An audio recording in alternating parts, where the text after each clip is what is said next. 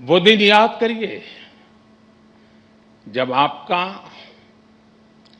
IIT Delhi में पहला दिन था और एक ये आज का दिन है।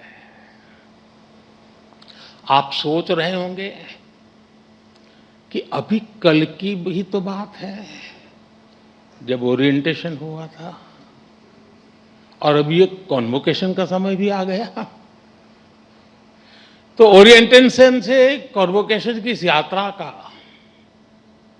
आपको भरपूर सेटिस्फैक्शन भी होगा और साथ ही आप सभी में जीवन के एक नए चैप्टर की शुरुआत का उत्साह भी होगा।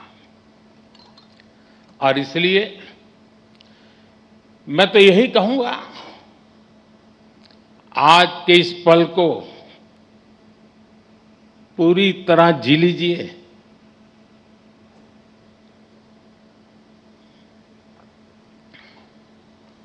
आने वाले समय में जब आप पर बड़ी बड़ी जिम्मेदारियां होगी तब यहां की पुरानी यादें आपको पुराने दिनों में जरूर ले जाएगी। ये आपको एनर्जाइज भी करेंगी। हर हॉस्टल के साथ आपकी मेमोरीज कुमाऊं, आरा, कारा,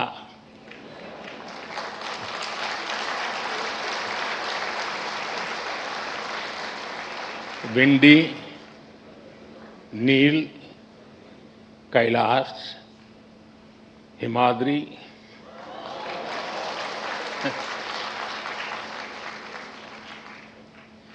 इंटर हॉस्टल कंपटीशन के किस्से, पुरानी नोकझोंक, ऐसा कितना कुछ होगा जो विदा होने से पहले एक बार फिर आप जरूर याद करिए।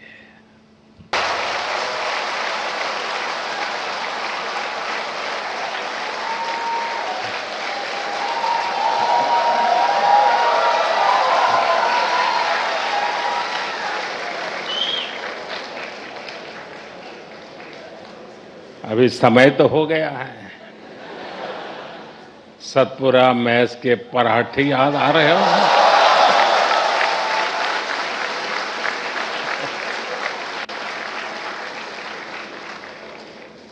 आप में से कई साथी विंड टी पर भी कुछ और पल भी बिताना चाहते होंगे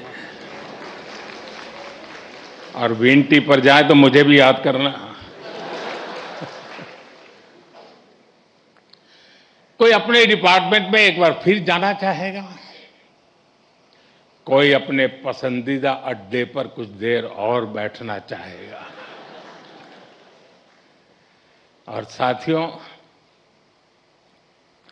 इन भावुक पलों में मैं एक बात आपसे जरूर कहूंगा। जब जब जीवन आपको पीछे मुड़कर देखने का अवसर देगा तो ये कैंपस लाइफ आपके दोस्त, टीचर्स, मेंटर्स और सपोर्ट स्टाफ जो आपका परिवार बन गए, आपके प्रोफेसर्स जिन्होंने आप जैसी प्रतिभाओं को गढ़ने की जिम्मेदारी उठाई और आपका ये इंस्टीट्यूट जो धीरे धीरे आपका अपना घर बन गया, आप अपनी हर सक्सेस में इन सबको याद करेंगे।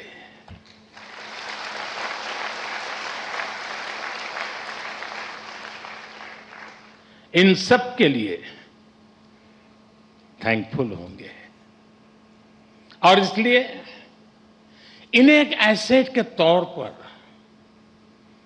यहां से लेकर के निकलना, भूल मत जाना, छोड़ मत जाना, साथ ले जाना। मेरा सुझाव होगा कि जाते जाते यहां के हर सदस्य मिलकर के जाइए, और आप कहीं भी रहें, कोशिश करिएगा ये रिश्ता हमेशा हमेशा ताजा बना रहे। साथियों, आज आप ऐसे समय में इस इंस्टीट्यूट से निकल रहे हैं जब दुनिया बहुत तेजी से बदल रही है। आज दुनिया की स्ट्रेटेजिक इक्वेशन बहुत तेजी से बदल रही है। ग्लोबल पावर बैलेंस भी प्रतिपल बदल रहा है, और इसके पीछे सबसे बड़ी फोर्स है टेक्नोलॉजी की स्पीड। आज कोई भी निश्चित रूप से नहीं कह सकता कि अगले 20-30 वर्षों की दुनिया कैसी होगी। लेकिन साथियों, जब जब बदलाव का दौर आता है, तब तब चुनौतियां भी आती है और नए अवसर भी पैदा होते हैं। दुनिया बदलेगी, टेक्नोलॉजी भी बदलेगी, इंडस्ट्रीज बदलेगी, प्रोफेशंस भी बदलेंगे, लेकिन इन सब के बीच मेरी बात याद रखिएगा, जो सीखेगा वो जीतेगा।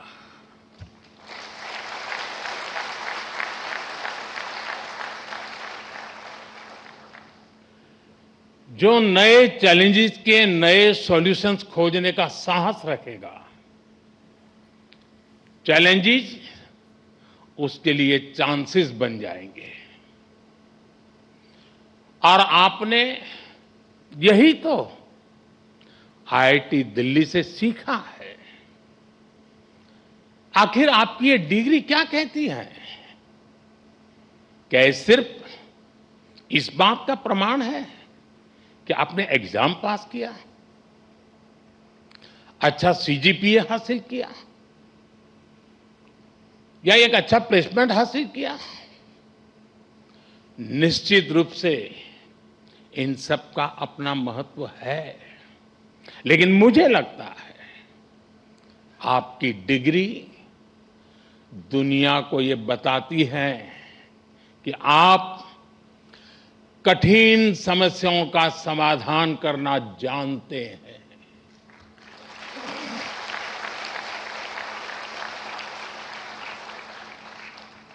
आप अपने आईआईटी दिल्ली के सफर को याद कीजिए।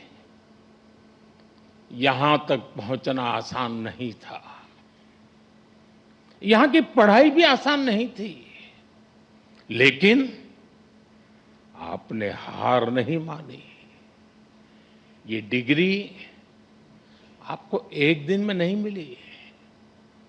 एक एक विषय, एक एक project, mid sem, and same,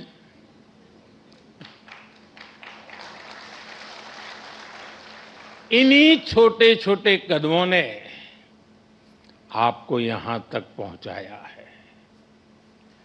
जीवन भी इसी सिद्धांत पर चलता है। जब कभी कोई चुनौती बहुत बड़ी लगे तो उसे घबराइए मत,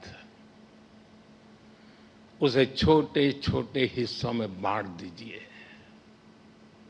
आपने खुद देखा है कैसे लैब में कोई प्रॉब्लम डेड एंड तक यानी लगने लगती थी, सिमुलेशन में सॉल्यूशन खोजने में घंटे या दिन निकल जाते थे, लेकिन फिर आपने प्रॉब्लम सॉल्व भी की और कुछ नया लेकर भी आए।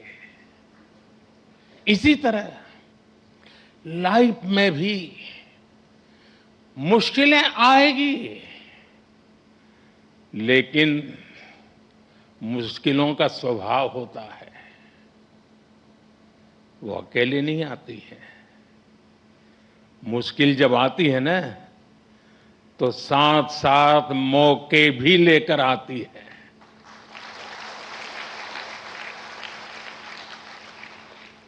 सबको बस अलर्ट रहना है, सतर्क रहना है। इस संस्थान ने जो सिखाया है उसे बार बार याद रखना है। साथियों, मैं लाइफ की कुछ प्रैक्टिकल बातें भी आपसे शेयर करना चाहता हूं। कैंपस का जीवन और कैंपस के बाहर का जीवन, इन दोनों में बहुत बड़ा अंतर होता है। आईआईटी की परीक्षा में सिलेबस होता है, लेकिन जिंदगी की परीक्षा में सब कुछ आउट ऑफ सिलेबस होता है।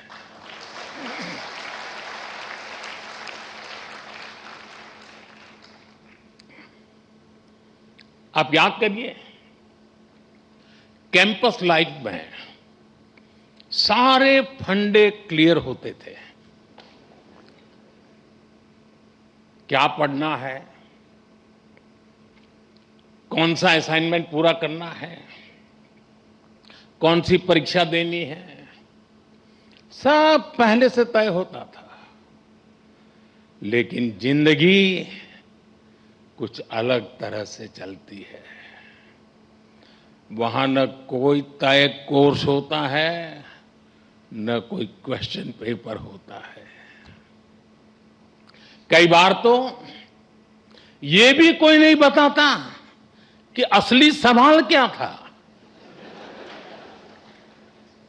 वो सवाल भी आपको खुद पहचानना पड़ता है। मैंने आईआईटी के अनेक अलुमनाई की यात्रा को देखा है। उनकी सक्सेस का कारण सिर्फ ये नहीं था कि उन्होंने सही जवाब दिए। उनकी सक्सेस का कारण ये था कि उन्होंने वो सवाल पहचाने जिन्हें दुनिया ने सवाल मानना ही छोड़ दिया था। उन्होंने उन समस्याओं का समाधान खोजा जिनके साथ बाकी लोग समझौते कर चुके थे।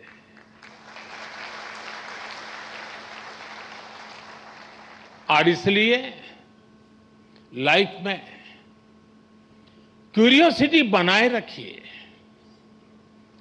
अपनी लर्निंग इंस्टिंक्ट को जगाए रखिए, चेतना बनाए रखिए। जो बातें बिना सोचे समझे स्वीकार कर ली जाती हैं, जरा उन्हें परखिए, उन पर सवाल उठाइए। लेकिन सिर्फ सवाल पूछकर मत रुकिए, उनका समाधान खोजने का साहस भी रखिए। यही सोच आपकी अलग पहचान बनाएगी। साथियों, आप सब जानते हैं, हर पीढ़ी के सामने उस टाइम पीरियड की अपनी चुनौतियां होती हैं और हर पीढ़ी का अपना एक राष्ट्रीय दायित्व भी होता है। हमारे देश ने गुलामी का वो समय भी देखा है जब उस पीढ़ी के सामने सिर्फ एक ही लक्ष्य था, भारत की आजादी। उसके लिए उन्होंने सैक्रिफाइस किया, लंबा स्ट्रगल किया। आज हम स्वतंत्र भारत में सांस ले रहे हैं, इसके पीछे उस पीढ़ी का तप, त्याग और बलिदान है। और साथियों, आज के इस दौर में हमारे सामने चुनौतियां भी अलग है और इसलिए हमारे दायित्व भी अलग है। अपने जीवन के अगले 30-35 साल में आप जो कुछ भी करेंगे वो विकसित भारत की हमारी यात्रा को प्रभावित करेगा। इसलिए आपके हर निर्णय का आधार ये भी होना चाहिए कि इससे देश को क्या फायदा होगा, इससे देश की कौन सी जरूरत पूरी होगी। आज Bharat economic self reliance, technological self reliance, industrial self reliance, ऐसे हर सेक्टर में आत्मनिर्भर बनने के लिए काम कर रहा है। यही विकसित भारत की मजबूत नींव का सबूत है। इस मजबूत नींव पर आपको एक भव्य, सुंदर, विकसित भारत का निर्माण करना है। साथियों, विकसित भारत की इस यात्रा में आपकी भूमिका बहुत बड़ी है। देश का युवा जितना सशक्त होगा, उतना ही देश सशक्त होगा। इसी सोच के साथ हमने कई ऐसे सेक्टर्स ओपन किए हैं जहां युवाओं के लिए एंट्री ही एक तरह से बंद हुआ करती थी। सरकार की आधुनिक नीतियों की वजह से आज देश में युवाओं के लिए नए नए सेक्टर्स भी बन रहे हैं। साथियों, पिछली बार जब मैं आपके सीनियर्स के कॉन्वोकेशन से वर्चुअली जुड़ने का मुझे अवसर मिला था, तब मैंने युवाओं के लिए स्पेस सेक्टर में हो रहे रिफॉर्म्स की चर्चा की थी।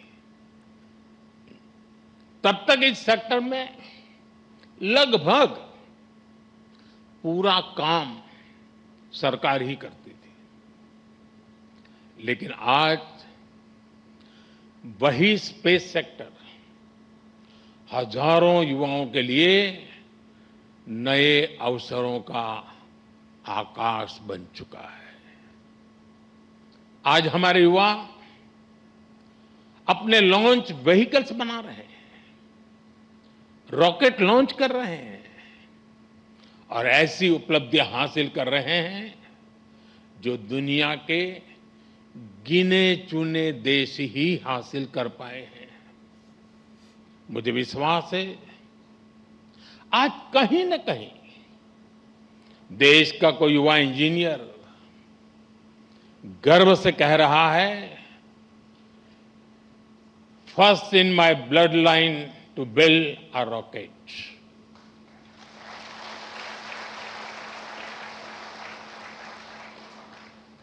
सेमीकंडक्टर सेक्टर का उदाहरण भी हमारे सामने है।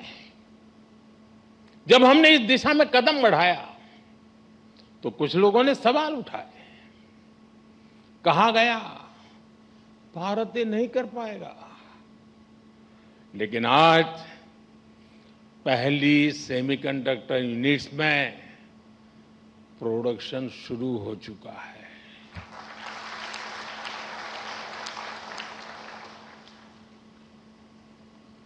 और मैं साफ मानता हूं, चिप से लेकर के शिप तक सब कुछ यहीं पर आप ही के हाथों से बनेगा।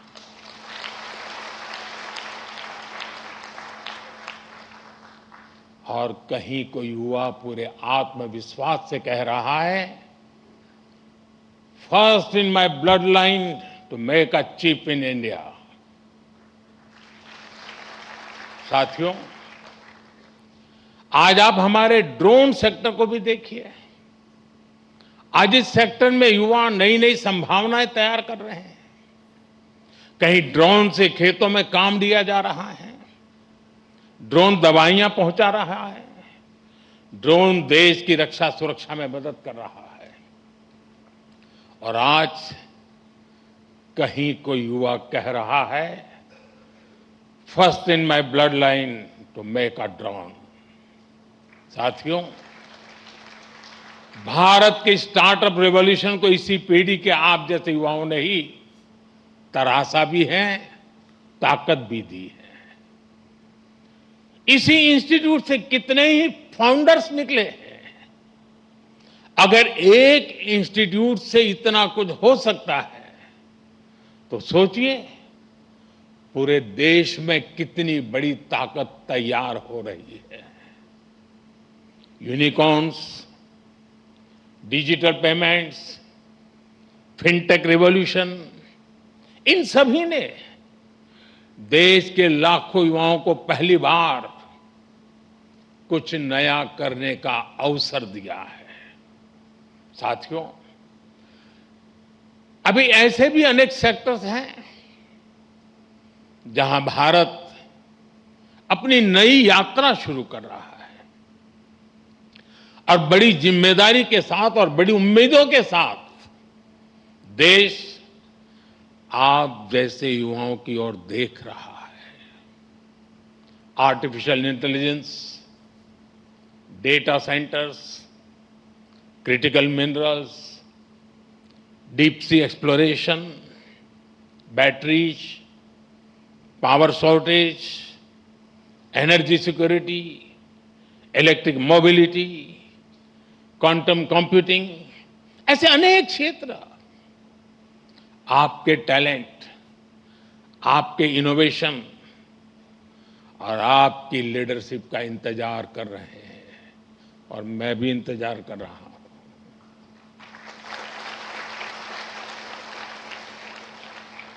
साथियों, अब एक और बड़ी संभावना आप सबके सामने है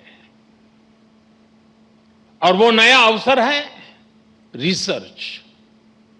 आज देश को नई नई रिसर्च की बहुत जरूरत है और रिसर्च पर हमारा उतना ही फोकस भी है।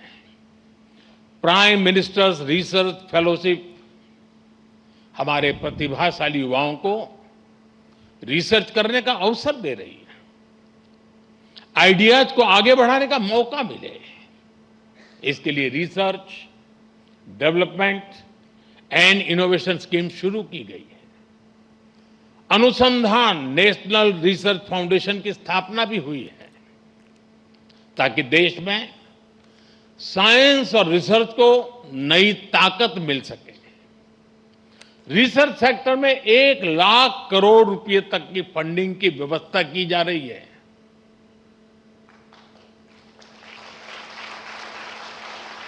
अंग्रेजी में बोलूं, 1,00,000 करोड़। ये आपके लिए बता रहा हूं। इसी तरह साथियों, एकेडमिक रिसोर्सेज के एक्सेस को भी आसान बनाया गया है। वन नेशन वन सब्सक्रिप्शन के माध्यम से आज दुनिया की प्रतिष्ठित रिसर्च जर्नल्स देश के छोटे से छोटे शहर में बिना किसी अतिरिक्त लागत के पहुंच रही है। साथियों, मुझे पता है अभी इस दिशा में हमें लंबी दूरी तय करनी है और ये काम रिसर्च को लेकर आप सबके कमिटमेंट से ही हो सकता है। इसके लिए देश को आपसे अपेक्षा भी है और सबसे बड़ी बात, आप पर भरोसा भी है।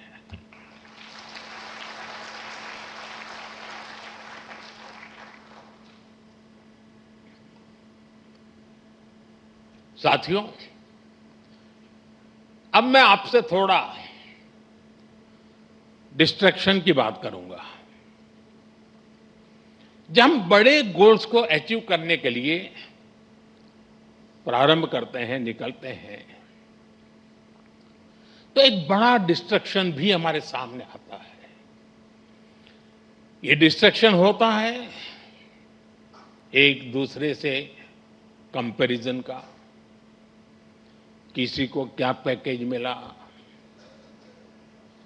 कौन किस कंपनी में गया, किस शहर में गया, किस देश में गया, किसने स्टार्टअप शुरू किया। आज के सोशल मीडिया के दौर में ये तुलना कभी खत्म नहीं होती। लेकिन याद रखिए, जिंदगी कोई लीडर बोर्ड नहीं है। आपकी असली दौड़ किसी और से नहीं, खुद अपने आप से है।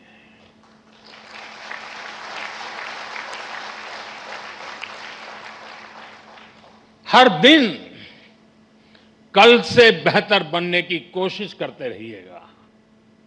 साथ ही अपनी फिजिकल हेल्थ, अपनी मेंटल हेल्थ का भी ध्यान रखिएगा। साथियों, मैं सभी स्टूडेंट्स को एक बार फिर बहुत बहुत बधाई देता हूं।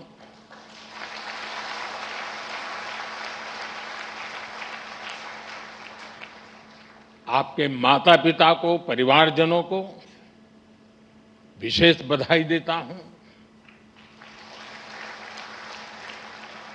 आपके शिक्षकों को और उन सभी लोगों को भी मेरी बहुत बहुत शुभकामनाएं हैं, जो इस पूरी यात्रा में हर कदम पर आपके साथ खड़े रहे हैं। आप सभी का भविष्य उज्जवल हो। आप निरंतर नई ऊंचाइयों को छुए, इसी मंगल कामना के साथ बहुत बहुत धन्यवाद। नमस्कार। एबीपी आनंद एगिए थाके एगिए राखे।